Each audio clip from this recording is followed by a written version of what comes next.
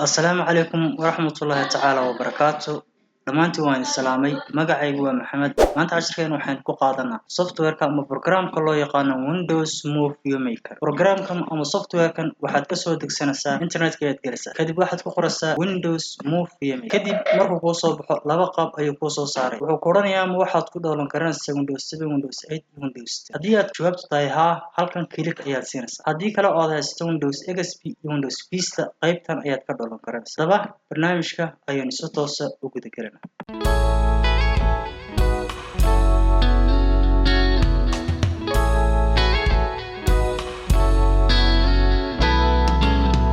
barnaamijku waa kan Windows Movie Maker ayaa la barnaamijka marka aad soo degsato double click ayaad siinaysaa double click markaas wuxuu ku weydiinayaa lesson-kii ayuu ku weydiinayaa lesson-kii markuu ku weydiiyo barnaamijku marka hore sidan ayuu soo baxaya kadib waxaad damacday in aad soo geliso ama slideshow aad ku samayso barnaamijku waa kan haddii aad doonaysan slideshow ku samayso qaabkan ayuu kuu soo baxayaa wuxuu leeyahay qaabo fara badan oo slideshow isu bedelo marka aad soo gelisid video haddaad istara export ama import wuxuu ku weydiinayaa lesson-kaygan hadaba lesson-kaygan sidee ayaan u sameeyaa way sahlantahay ama waa simple si aynu sameeyo waad iska soo xidhaysaa qaybtan inagoo oon iibsanahayn wax lesson ka dhahday kii ah inagoo iibsanahay ayaa waxaanu sameeynaa in aan si toos ah u kala garayno ka dhigana mid toos inoogu shaqeynayso oo mar dambe inoo weydiinay hadaba si aynu uga dhigno waxaad galaysaa file explorer soo keenaysaa kadib waxaad galaysaa qaybta sida ayaad galaysaa ama loo yaqaano local disk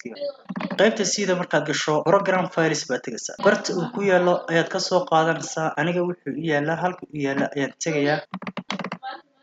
kadib programku waa kan ama halkaas ayuu inoo yaal waxaad sameynaysaa inaad double click tiraahdo haddana waad ka soo xidhaysaa mar labaad ee double click odhanaysaa mar saddexaadka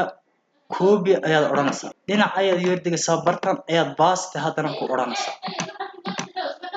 basta marka aad tiraahdo koobigii ayaan double click siinayna double click markaynu siino uu soo kacayaa waan iska suganaa soo jeedan koobigii waa kan inoo soo kacay markuu inoo soo kacay bal aynu soo gelin video aan garaynaa sawirkan sawirku waa kaas tusaale ahaan kan ayaan damcay in aan export yiraahdo export baan oranayaa sawirkii si toos ah ayuu inoo ogolaanayaa imika waa u jeedin inuu save yahay imika inama diidi karo sidaas ayaynu ku export garaynay barnaamij channelka inaad subscribe iyo like saarto wassalaamu calaykum waraxmatullaahi tacaala wabarakaatuh